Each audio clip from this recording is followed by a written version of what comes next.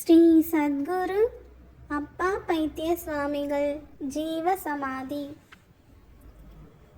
அப்பா பைத்திய சுவாமிகள் ஜமீன் பரம்பரையில் பிறந்தவர். இவர் 1859 வருடம் சித்திரை திங்கள் 28ஆம் நாள் புனர்பூச நட்சத்திரத்தில் கரூர் ஜமீன் குடும்பத்து வாரிசாக அவதரித்தார். 8 மாத குழந்தையான சுவாமிகளை கண்டுணர்ந்த பரதேசி ஒருவர் இது தெய்வ குழந்தை என்று அருள்வாக்கு சொல்லி மறைந்தார். சுவாமிகளின் 8வது மாதத்தில் தன் தாயையும் 16ஆம் வயதில் தந்தையையும் இழந்தார். தன் தந்தையை இழந்தவுடன் தான் தனிமையாகி விட்டதாக உணர்ந்தார்.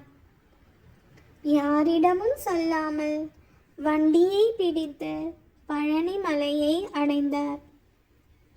பழனியில் விநாயகர் கோவிலில் அமர்ந்து கொண்டு அழுதார்.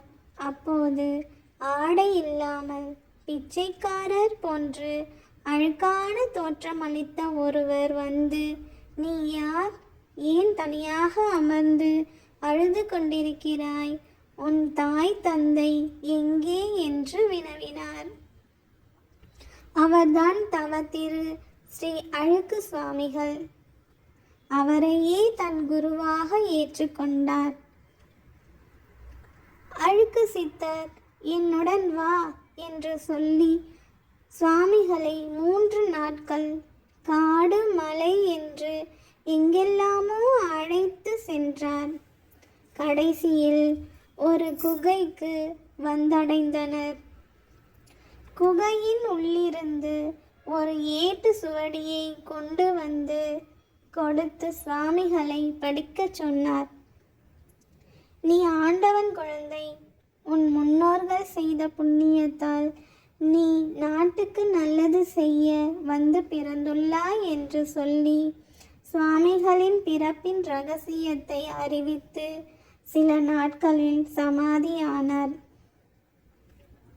தனக்கு இருந்த ஒரே ஒரு ஆதரவும் மறைந்த பின் சுவாமிகள் அங்கிருந்து புறப்பட்டு கன்னியாகுமரி சென்றார். காடு மலைகளை சுற்றி திரிந்தார். பின்பு பாண்டிச்சேரி சென்றார். மக்களின் குறைகளை தீர்த்து வைத்தார். தன்னை நாடி வந்தவருக்கு இன்னருள் புரிந்தார்.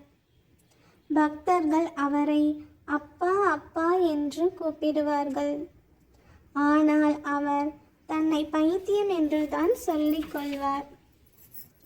அப்பா பைத்திய சுவாமி மக்களிடம் தன்னை பைத்தியம் என கூறிக்கொண்டதாலும் அப்பா ஸ்தானத்தில் இருந்து பக்தர்களின் குறைகளை நிறைவேற்றுவதாலும் அவரை அப்பா பைத்திய சுவாமிகள் என அன்போடு அழைக்கப்பட்டார்.